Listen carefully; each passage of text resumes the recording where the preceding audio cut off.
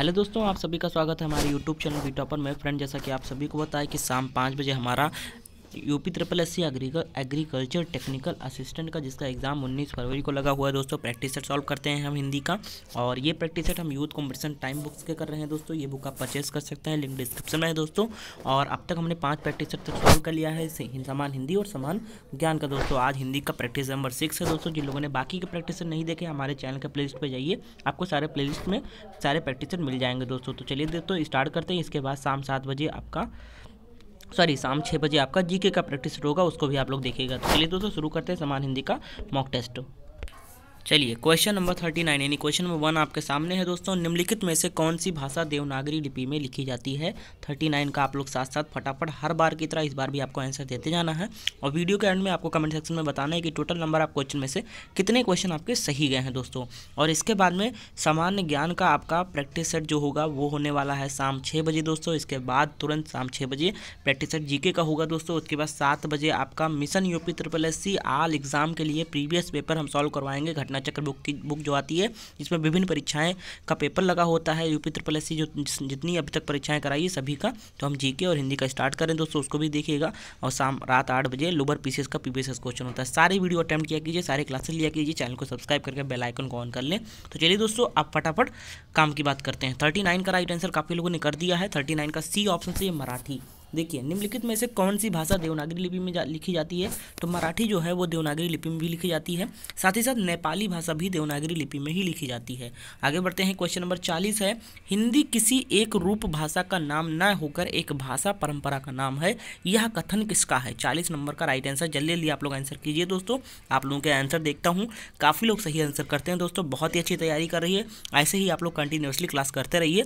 निश्चित तौर पर आप अच्छे से अच्छा एग्जाम निकाल के आएंगे अपना। क्वेश्चन नंबर 40 का राइट आंसर जल्दी जल्दी करिए आप लोग।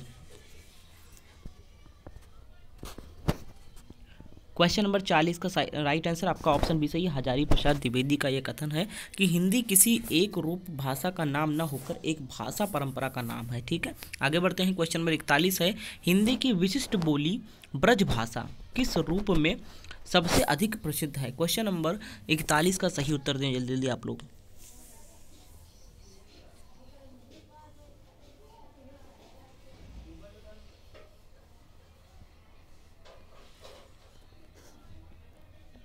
चलिए क्वेश्चन नंबर 41 का राइट आंसर ऑप्शन डी यहाँ पर सही है। काव्य भाषा में सबसे अधिक प्रसिद्ध है ब्रज भाषा। ठीक है, आगे बढ़ते हैं। क्वेश्चन नंबर 41 है, हिंदी वर्णमाला में मूल स्वर कितने हैं? 42 का आंसर दें आप लोग।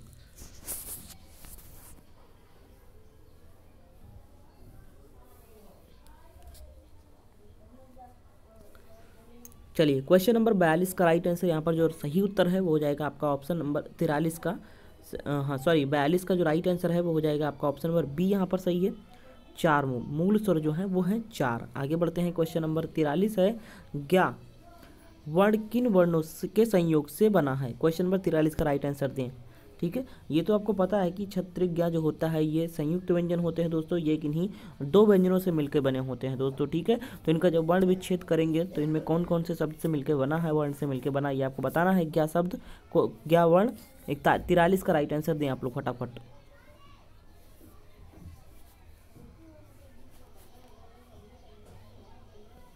क्वेश्चन नंबर 43 का काफ़ी लोगों ने सही उत्तर दिया है। 43 का राइट आंसर ऑप्शन बी सही है। आधा जा और आ अंगा मिलके ज्ञा बना है। ठीक है, याद रखिए, और ये संयुक्त व्यंजन है। आगे बढ़ते हैं। क्वेश्चन नंबर 44 है, देखिए अशुद्ध वर्तनी वाला शब्द है, बताएं। 44 का राइट आंसर दें। अशुद्ध वर्तनी वाला शब्द कौन सा है?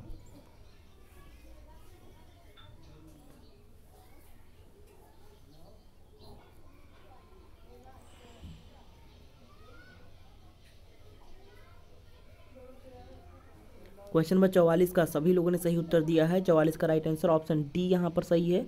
समूह जब ज्वल जो लिखा है ये अशुद्ध है। ठीक है, लिखा। आगे बढ़ते हैं। बाकी उज्ज्वल, प्रज्वलित, समुज्ज्वल ये सब सही है। ठीक है, ये डी वाला इसी का है, ये गलत है। ठीक है, आगे बढ़ते हैं क्वेश्चन नंबर 45 की तरफ। देखिए क्वेश्चन नंबर 45 क्या कह रहा है, अशुद्ध वर्तनी वाला शब्द क्या है? बताएं। अशुद्ध शब्द वर्तनी वाला कौन सा शब्द है चारों में से? जल्दी जल्दी उत्तर करें आप लोग। 45 का राइट आंसर क्या है?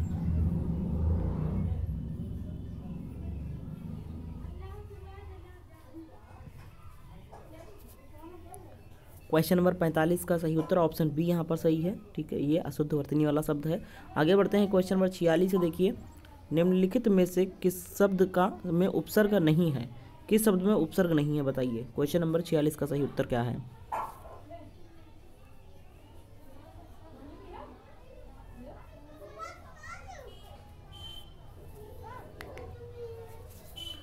क्वेश्चन नंबर 46 का जो राइट आंसर है ऑप्शन ए यहाँ पर सही है दोस्तों, अधिकतर, ठीक है, अधिकतर में उपसर्ग नहीं लगा है, ठीक है। आगे बढ़ते हैं, क्वेश्चन नंबर 46 का राइट आंसर आपका ऑप्शन ए हो गया। आगे बढ़ते हैं, क्वेश्चन नंबर 47 है, निम्नलिखित में से किस शब्द में प्रत्यय लगा हुआ है? क्वेश्चन नंबर 47 का उत्तर दें आप लोग।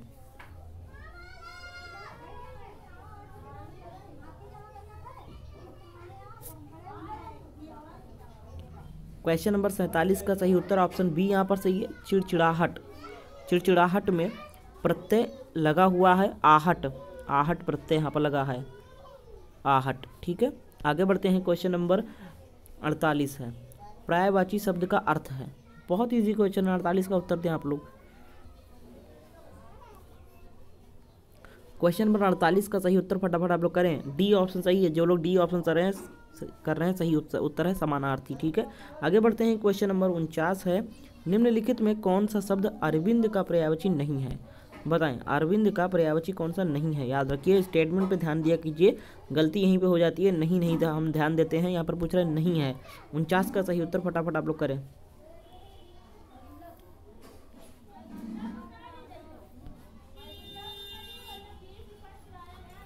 क्वेश्चन नंबर 49 का सही उत्तर जो है वो हो जाएगा आपका ऑप्शन ए यहाँ पर सही है दोस्तों, मिलिंद, ठीक है। मिलिंद जो है ये अरविंद का पर्यायवाची नहीं है, बाकी पंकज, अंबुज, जलज ये सभी और अरविंद ये सभी कमल के पर्यायवाची होते हैं, ठीक है, याद रखिए कमल के पर्यायवाची होते हैं ये सारे।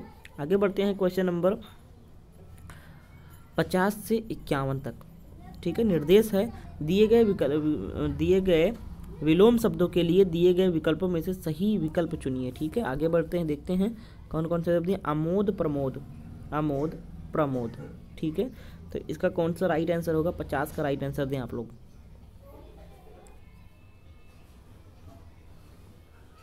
इनका अर्थ बताना है, जिस तरीके से आमोद प्रमोद दिया गया है इनका अर्थ बताना है इसी सीक्वेंस में, जिस सीक्वेंस में लिखा हुआ है। 50 नंबर का उत्तर दें आप लोग फटाफट।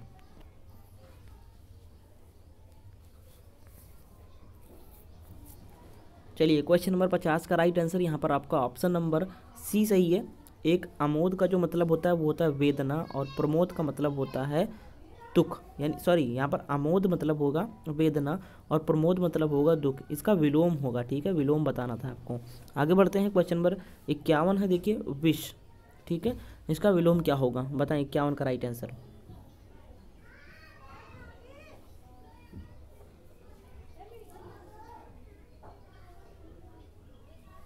क्वेश्चन नंबर 51 का सही उत्तर दें फटाफट आप लोग। 51 का काफ़ी लोग उत्तर सही दे रहे हैं, ऑप्शन बी यहाँ पर सही है, अमृत। विष का उल्टा हो जाएगा अमृत। आगे बढ़ते हैं, क्वेश्चन नंबर 52 है, ऐसा कवि जो तत्काल रचना करता हो उसके लिए सही शब्द होगा, ठीक है। यानी एक शब्द, वाक्यांश के लिए एक शब्द बताना है कि कोई ऐसा कवि जो तत्काल यानी तुरंत जब कहो तब वो रचना कर दे, तुरंत छोटी से छोटी चीज़ वहाँ पे तुरंत वो बना दे तुरंत आपके लिए, तो उसको क्या कहेंगे? 52 का राइट आंसर दें, उसको एक शब्द में क्या कहते हैं? फटाफट आप लोग आंसर दें, 52 का राइट आंसर। क्वेश्चन नंबर 52 का कई लोग उत्तर सही दे रहे हैं, ऑप्शन बी सही है, आशु कवि कहते हैं उसको, ठीक है, जो तुरंत रचना करता हो। आगे बढ़ते हैं, क्वेश्चन नंबर 53 है, जो संभव नहीं हो वाक्य का एक शब्द है। बताएं 53 का राइट आंसर।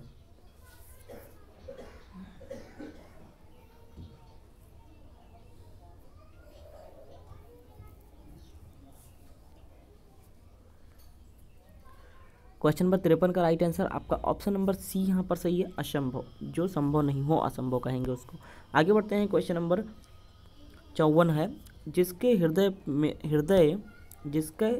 हृदय पर आघात हुआ हो वाक्यांश के लिए उपयुक्त शब्द होगा। बताएं 54 का राइट आंसर।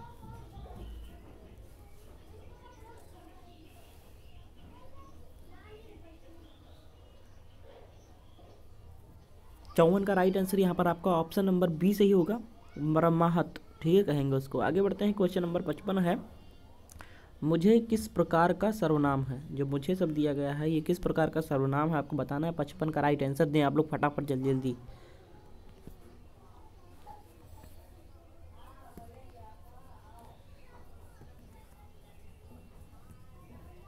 क्वेश्चन नंबर 55 का जो सही उत्तर है दोस्तों ऑप्शन ए यहाँ पर सही, उत्तम पुरुष का सर्व है। ठीक है, आगे बढ़ते हैं क्वेश्चन नंबर 56 की तरफ।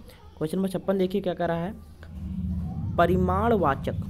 ठीक है, क्या कह रहा है, परिमाणवाचक। परिमाणवाचक क्रिया विशेषण का वाक्य है, बताएं।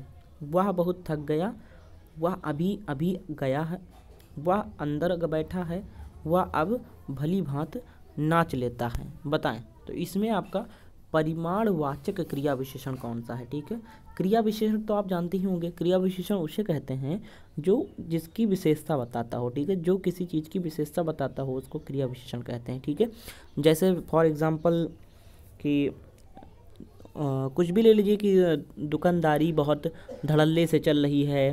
ठीक है, या श्याम बहुत धीरे धीरे चलता है। तो श्याम का क्या विशेषता बता रहा है, धीरे धीरे जो आ जाएगा यहाँ पर, धीरे धीरे जो आ जाएगा ये श्याम की विशेषता है कि श्याम धीरे धीरे चलता है। ठीक है, तो यहाँ पर जो धीरे धीरे है ये श्याम की विशेषता बताई जा रही है, तो धीरे धीरे जो शब्द आ जाएगा वो क्रिया विशेषण हो जाएगा। ठीक है, तो यहाँ परिमाण वाचक क्रिया विशेषण पूछा जा रहा है। 56 का जो राइट आंसर है ऑप्शन ए सही है, वह बहुत थक गया है। 6 का राइट आंसर 56 का राइट आंसर ऑप्शन ए हो जाएगा, वह बहुत। तो यहाँ पर जो बहुत आ गया है ये एक परिमाण बता रहा है। ठीक है, कि कितना थक गया, वो बहुत ज़्यादा थक गया है। ठीक है, आगे बढ़ते हैं। क्वेश्चन नंबर 57 है, निम्नलिखित में से कौन सा वाक्य शुद्ध है। ठीक है, तो देखिए 4 वाक्य दिए गए हैं। ठीक है, वाक्य एक ही है, लेकिन आप अगर पढ़ेंगे ऐसे ही ऊपरी तौर पे आपको एक सरसरी नज़र से देखेंगे तो लगेगा आपको सारे सही हैं ऑप्शंस। ठीक है, लेकिन जब आप व्याकरण की दृष्टि से आप पढ़ेंगे, ठीक है, उसको देख के पढ़ेंगे तो किसी न किसी में 3 वाक्य ऐसे दिए होंगे जिसमें या तो मात्रिक की त्रुटि होगी, या फिर स्वर व्यंजन में त्रुटि होगी, या फिर क्या कहते हैं उसको, व्याकरण की दृष्टि से कई सारी त्रुटियां होती हैं दोस्तों। ठीक है, जैसे लिंग वचन इसमें त्रुटियां होंगी, बहुत सारे त्रुटि इस तरीके से देखेंगे आप तब आपको समझ में आएगा। तो देखिए ऑप्शन यहाँ पर ए दे रखा है, प्रत्यक्ष को प्रमाण की आवश्यकता नहीं होती। प्रत्यक्ष के प्रमाण की आवश्यकता नहीं होती, तो यहाँ पर मैं आया, यहाँ पर की आया। प्रत्यक्ष को प्रमाण की आवश्यकता नहीं होती है, प्रत्यक्ष को प्रमाण के साथ आवश्यकता नहीं होती है, तो कहीं ना कहीं कुछ ना कुछ बदलाव हुआ है। तो यहाँ पर 57 का जो राइट आंसर होगा सी ऑप्शन सही है। ये जो पढ़ा हम लोगों ने, प्रत्यक्ष को प्रमाण की आवश्यकता नहीं, एकदम सही पढ़ने में भी लगा और एकदम व्याकरण की दृष्टि से भी सही है, तो इसीलिए सही है। बाकी जितने भी हम पढ़ रहे हैं कहीं ना कहीं अटक रहे हैं, कहीं ना कहीं ऐसा लग रहा है कि कुछ ना कुछ तो कमी है, कुछ ना कुछ तो गलती है। तो ठीक है, इस तरीके से आपको पहचानना है। आगे बढ़ते हैं, क्वेश्चन नंबर 58 है। देखिए देखिए क्वेश्चन नंबर है 58, निम्नलिखित में से कौन सा वाक्य अशुद्ध है। यहाँ पर वहाँ शुद्ध पहचाना, तो यहाँ पर अशुद्ध पहचाना, यानी 3 सही है 1 गलत है। 58 का राइट आंसर दें और आप वाक्य पढ़ें चारों।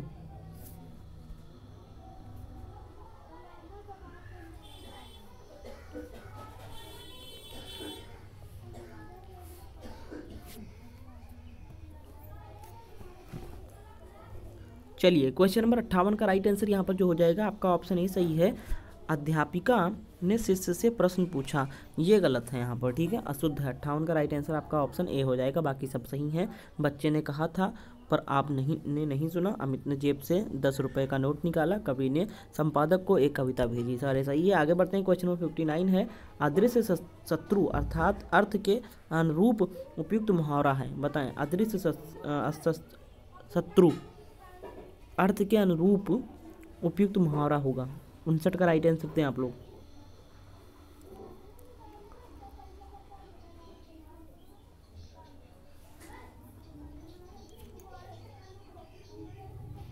देखिए क्वेश्चन नंबर 59 में आप देखेंगे ना तो सारे मुहावरे उसी से रिलेटेड लगते हैं कि सारे अदृश्य शत्रु के लिए एकदम सटीक बैठे हैं। ठीक है, लेकिन यहाँ पर एकदम जो नियरली होता है, जो सबसे ज़्यादा मैच करता है, जो सबसे ज़्यादा परफेक्ट होता है, उसी को पहचानना है, वो है आपका ऑप्शन डी है, आस्तीन का शाम। बाकी मीठी छुरी, मुंह में राम बगल में छुरी, पेट में दाढ़ी, ये सारी चीज़ें भी लग रहा है कि अदृश्य शत्रु से संबंधित है, लेकिन नहीं, डी ऑप्शन सही है, आस्तीन का सांप होगा आपका ऑप्शन नंबर डी यहाँ पर सही होगा। आगे बढ़ते हैं, क्वेश्चन नंबर 60 है, एक हाथ से ताली नहीं बजती, लोकोक्ति का अभिप्राय क्या है। क्वेश्चन नंबर 60 का राइट आंसर दें आप लोग।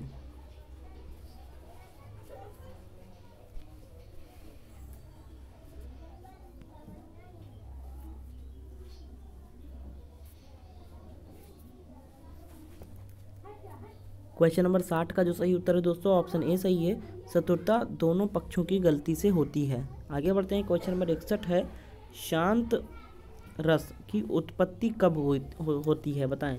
61 का राइट आंसर दें आप लोग।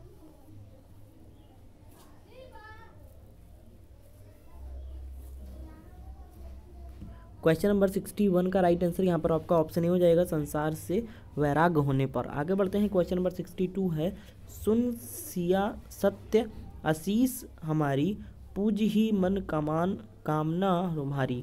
उपयुक्त पंक्तियों में उपयुक्त पंक्तियों में छंद कौन सा है, ठीक है, बताएं। 62 का राइट आंसर दें आप लोग।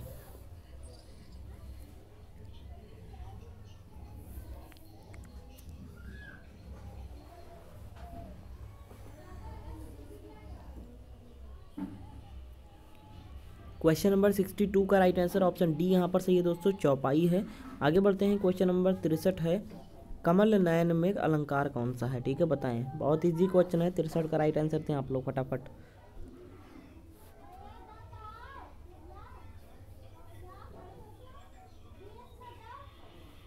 क्वेश्चन नंबर 63 का राइट आंसर ऑप्शन ए यहाँ पर सही है, रूपक अलंकार है। कमल नयन, नयन हो कमल जैसे, ठीक है। आगे बढ़ते हैं 64 की तरफ। देखिए क्वेश्चन नंबर 64 क्या कह रहा है। 64 नंबर है, निम्नलिखित में कौन सा एक वचन नहीं है, बताएं। कौन सा एक वचन नहीं है। 64 का उत्तर दें फटाफट आप लोग।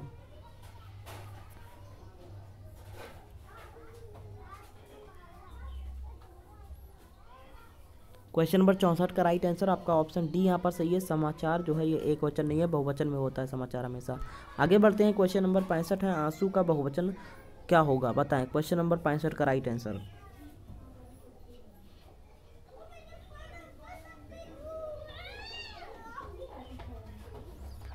क्वेश्चन नंबर 65 का राइट आंसर आपका ऑप्शन नंबर यहाँ पर जो सही होगा वो हो जाएगा आपका ऑप्शन नंबर डी सही है, इनमें से कोई नहीं, ठीक है, क्योंकि आंसू पहले से ही बहुवचन में होता है दोस्तों, इसका कोई बहुवचन नहीं होता है, ये हमेशा बहुवचन में ही प्रयुक्त होता है। आंसू हुआ, प्राण हुआ, दर्शन हुआ, ये सारे बहुवचन में होते हैं। आगे बढ़ते हैं, क्वेश्चन नंबर 66 है। देखिए क्वेश्चन नंबर 66 का राइट आंसर क्या होगा, घोटक का तद्भव रूप क्या है, बताएं। क्वेश्चन नंबर 66 का राइट आंसर दें आप लोग।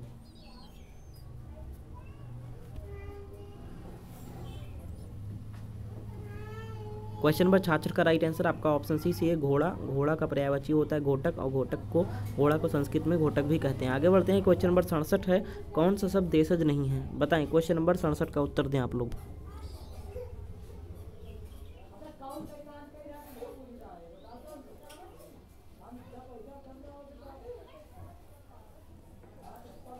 क्वेश्चन नंबर 67 का राइट आंसर आपका ऑप्शन नंबर यहाँ पर ए सही है, कंचन, ठीक है। कंचन जो शब्द देशज नहीं है, बाकी सारे हैं। आगे बढ़ते हैं, क्वेश्चन नंबर 68 है,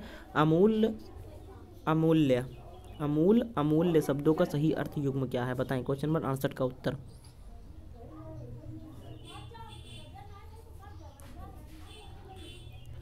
अड़सठ का जो राइट आंसर है ऑप्शन बी यहाँ पर सही है, एक अमूल का होता है बेजड़ और एक होता है अमूल का मतलब अनमोल, ठीक है, ऑप्शन बी यहाँ पर सही हो जाएगा। आगे बढ़ते हैं, क्वेश्चन नंबर 69 है। देखिए निम्नलिखित में से पुल्लिंग शब्द हैं, बताएं। 69 का राइट आंसर दें आप लोग।